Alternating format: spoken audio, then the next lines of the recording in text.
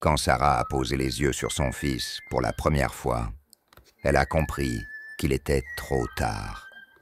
Trop tard pour prier, trop tard pour espérer, trop tard pour reculer. Parce qu'un enfant qui vient au monde sans visage n'est jamais un enfant comme les autres. La salle d'accouchement était plongée dans un silence assourdissant. Là où il aurait dû y avoir des cris, il n'y avait que le bruit strident des machines. Sarah, épuisée, s'attendait à entendre le premier cri de son bébé. Mais il n'y eut rien, pas un son. Puis, un murmure parmi les infirmières, un frisson d'effroi et un seul mot. Mon Dieu!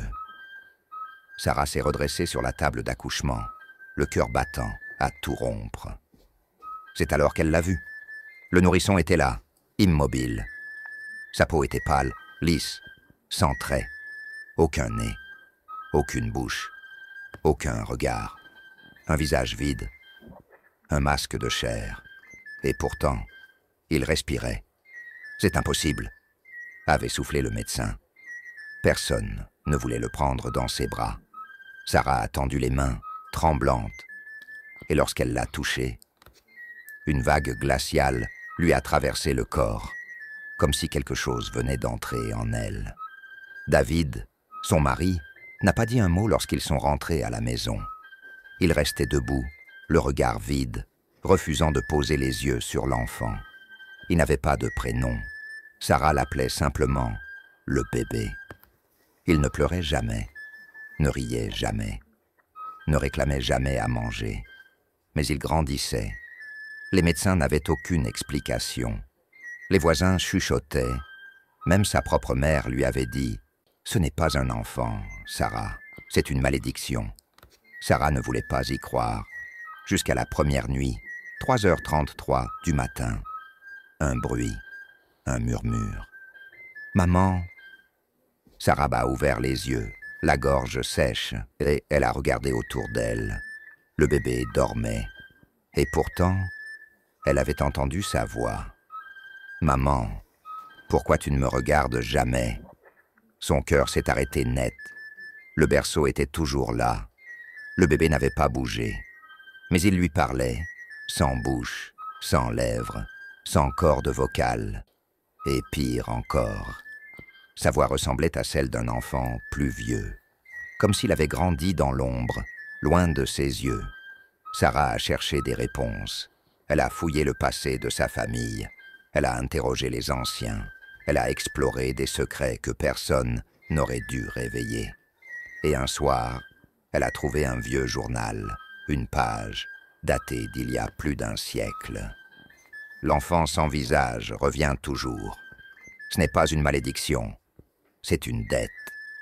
Sarah a continué à lire, le sang glacé. Il était l'aîné du rejet, du mépris, du silence. Chaque génération doit choisir l'aimer ou en payer le prix.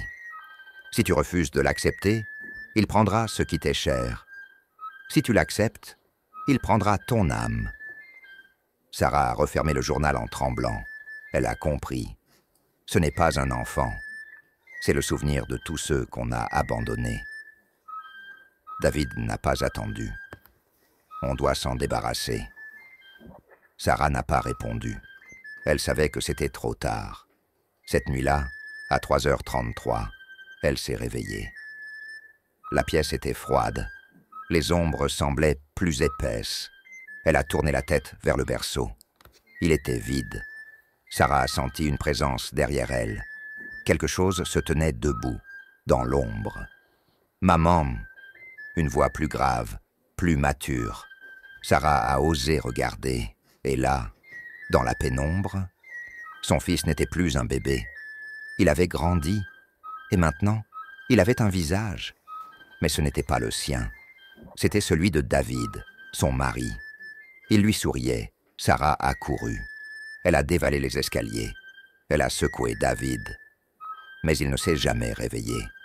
Son corps était froid, vide, comme si quelque chose lui avait volé son âme. Sarah a compris ce qu'elle devait faire. Elle est montée dans la chambre. L'enfant l'attendait. Il l'a fixé avec le visage de son mari. Je suis ce que tu refuses d'aimer. Mais maintenant, je suis à toi. Sarah a posé une main sur son visage. Elle a murmuré « Tu es mon fils. Je ne te fuirai plus. » Un long silence. Puis, un souffle glacial. Le visage de David s'est estompé. Le bébé était là, de nouveau, sans trait, sans identité. Mais cette fois, il a tendu les bras vers elle. Sarah l'a pris contre elle. Et elle a compris ce que chaque génération avant elle avait fui. Les jours ont passé. Personne ne parlait plus de David. Personne ne posait de questions. Sarah élevait son fils. Elle l'aimait. Elle ne fuyait plus. Mais certaines nuits, à 3h33, il se tenait toujours dans l'ombre. Et il lui demandait, doucement, « Dis-moi, maman, tu m'aimes vraiment? Ou as-tu simplement peur de moi ?» Sarah ne répondait jamais, parce qu'au fond, elle ne connaissait pas la réponse. Leçon de morale, on ne peut pas fuir ce que l'on a engendré. L'amour et la peur sont parfois impossibles à distinguer. Certains choix marquent une lignée entière et ne disparaissent jamais.